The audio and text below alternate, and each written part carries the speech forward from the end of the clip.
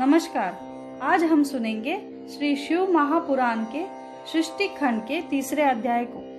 तीसरे अध्याय का शीर्षक है नारद जी का अपना वानर का रूप देखकर क्रोधित होना। शिव दूतों के ऐसे वचन सुनकर नारद जी ने नजदीक ही जल में अपना प्रतिबिंब देखा तो हैरान रह गए।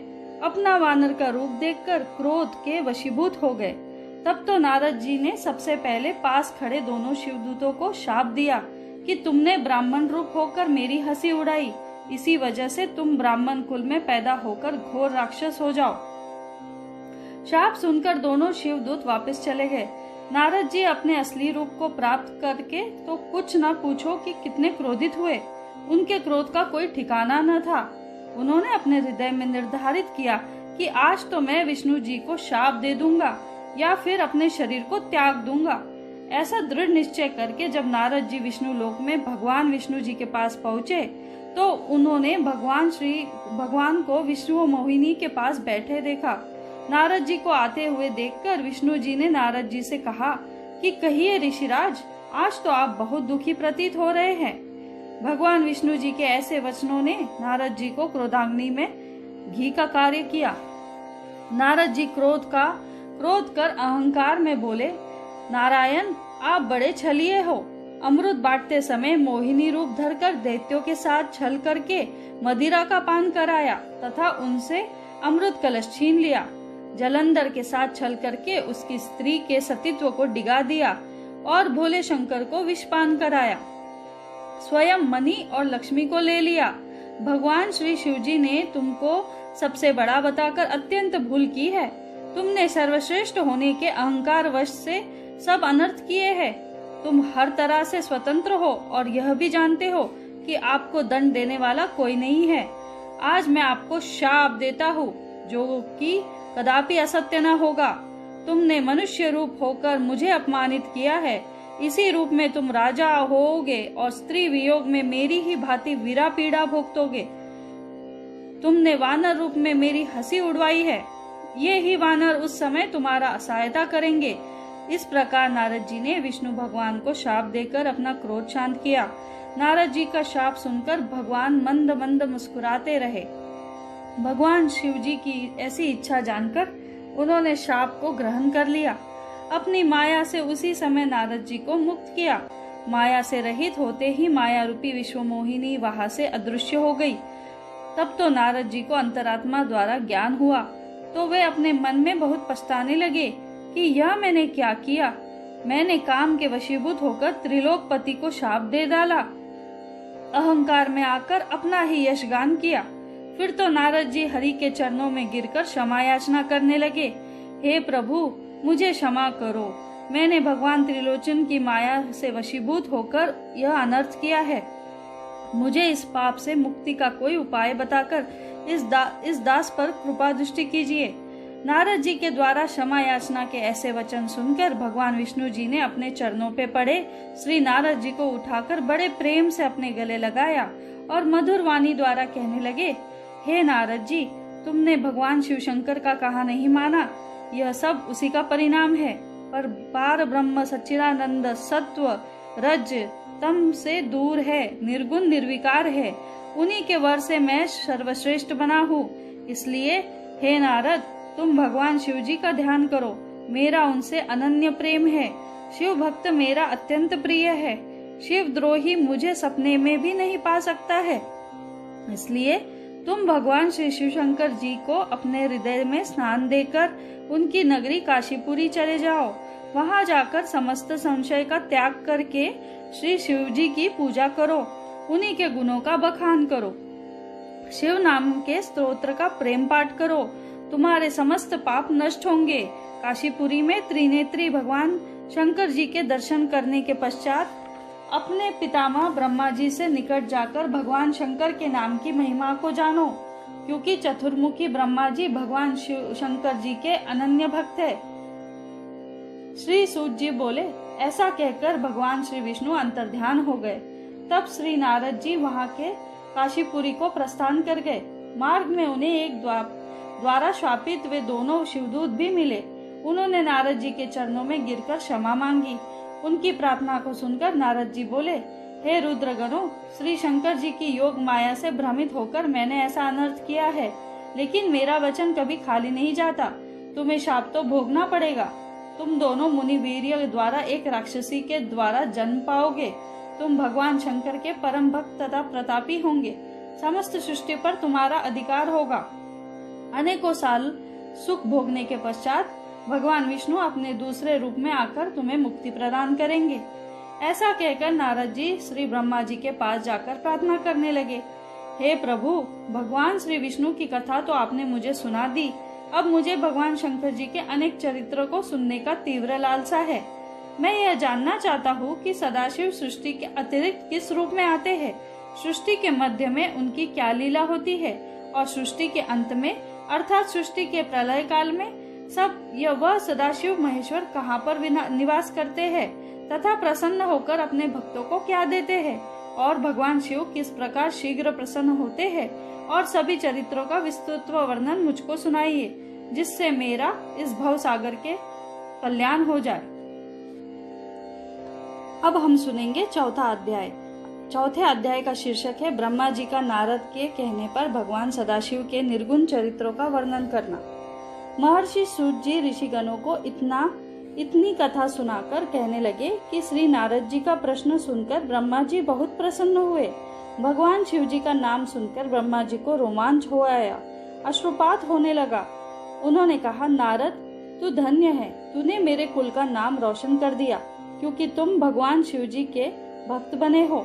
मैं अब अपनी बुद्धि के अनुसार पहले भगवान सदाशिव के निर्गुण चरित्रों का कहूंगा, उसके पश्चात मैं उनके सगुण चरित्रों का वर्णन करूंगा। सबसे पहले यहाँ सृष्टि का कोई निशान न था। तब सर्वव्यापक सत्यचित आनंद स्वरूप केवल शिवजी ही थे, क्योंकि वह सच्चिदानंद स्वरूप है। उनका मन वाणी के अधीन है।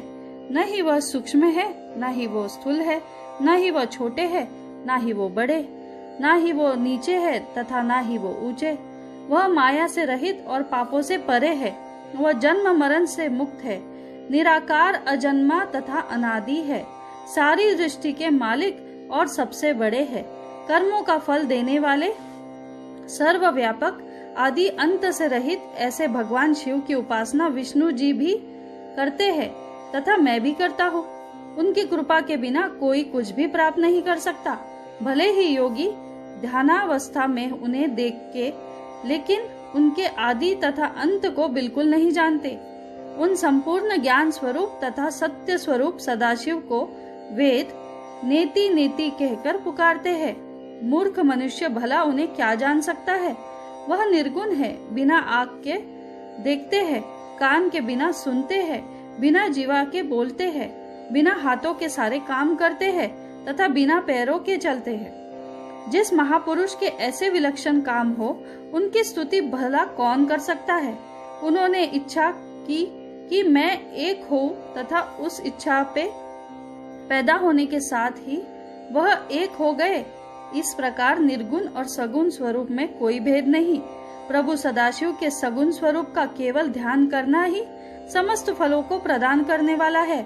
वही भगवान सदाशिव ब्रह्मा तथा विष्णु के उत्पन्न करने वाले हैं, सब कर्मों के साक्षी तथा विराट स्वरूप है। उनके नाम शिव, शंकर, हर, महेश, परम देव, जगदीश, अमीश, विदुद, परमात्मा, ब्रह्म, ग्रीश, शंभु, सदाशिव, परमेश्वर, पार्वतीपति, त्रिशूलधारी, चक्रेश्वर, सुखदाता इत्यादि असंख्य नाम है। वही भगवान सदाशिव परमेश्वरी सृष्टि के कर्ता धर्ता तथा आनंद हो देने वाले हैं। उमापति भगवान शंकर गुणों से भरपूर सृष्टि, ब्रह्मा एवं विष्णु को पैदा करने वाले हैं। ऐसे प्रभु श्री सदाशिव सबके स्वामी का वैष्णव विष्णु के नाम से, शक्ति के नाम से, सूर्य उपासक रवि के नाम से तथा गणेश जी उन्हें विनायक के नाम से जानते हैं। वह भगवान सदाशिव सगुण स्वरूप कैसे है। मस्तक पर जटा और गंगा भाल में चंद्रमा तथा त्रिपुंड, कानों में कुंडल, सूर्य चंद्र तथा अग्नि के समाज तेजवान, 3 नेत्र, शुक्र के भांति नशा, बिंबा फल के समान होठ, अत्यंत पवित्र और तेजवान सुंदर 5 मुख है, जिनमें से एक पूर्व की ओर, वाला प्रातः के सूर्य समान प्रभाव वाला, दूसरा दक्षिण की ओर तीनों नेत्र वाला अत्यंत भयानक, तीसरा मुख पश्चिम की ओर और मस्तक पर अर्ध चंद्रमा धारण करने वाला, चौथा मुख उत्तर की ओर मूंगे के वर्ण वाला जिसमें लंबे लंबे केश लटकते हैं, पांचवा मुख नीचे की ओर है जिससे कि वह अपने भक्तों का हृदय में आनंद पैदा करते हैं। उस मुख पर कमल के समान सुंदर आंखें हैं, उसका रंग सुंदर तथा तेजवान है। इस प्रकार भगवान शिव पंचानन के नाम से प्रसिद्ध है। उनके कंठ में 3-3 रेखाएं हैं, हाथ में शूल तथा कंठ में मुंडमाला धारण किए हुए है। उन्हें कोई चतुर्भुज, कोई पंचभुज तथा कोई 10 भुज भी कहते हैं। उनके हाथों में नाना प्रकार के अस्त्र शस्त्र विद्यमान है। अंगुलियों अत्यंत सुंदर और सुडौल है।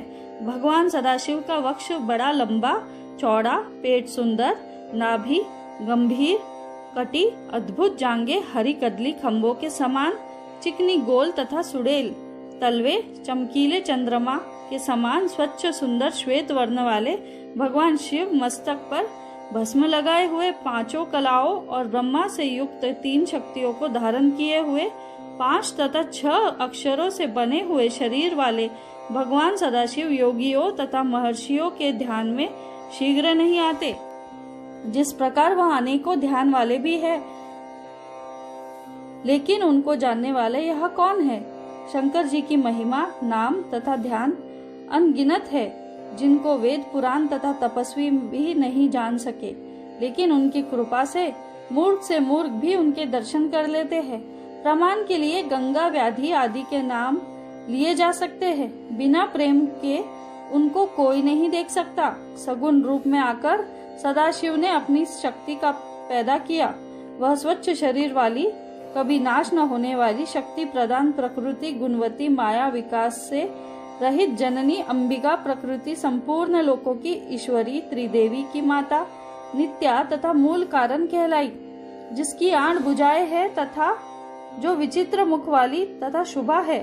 भगवान सदाशिव को पार ब्रह्म तथा उमा की शक्ति रूप जानना चाहिए। सदाशिव ने उमा के साथ विहार करने के लिए शिवलोक नामक क्षेत्र की रचना की। उसी उत्तम क्षेत्र को काशी कहते हैं। उसी उत्तम नगरी में भगवान शिव शंकर जी ने एक रत्नमयी सुंदर भवन बनवाया। उस सुंदर नगरी को देखकर भगवान शिव शंकर जी ने अपनी शक्ति शिवा से कहा, यह स्थान बड़ा ही सुंदर और पवित्र है तथा मुझे बड़ा ही प्रिय है। यहाँ पर जीवों को भी किसी प्रकार का कष्ट ना मिलेगा।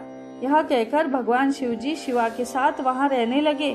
भगवान शिव जी ने सृष्टि की रचना करने की इच्छा करके पार्वती से कहा, प्रिय, मैं तुमसे एक ऐसी बात कहता हूँ जो मुझे तथा तुम्हें दोनों को सुख देने वाली है। इति 4था अध्याय समाप्त। धन्यवाद।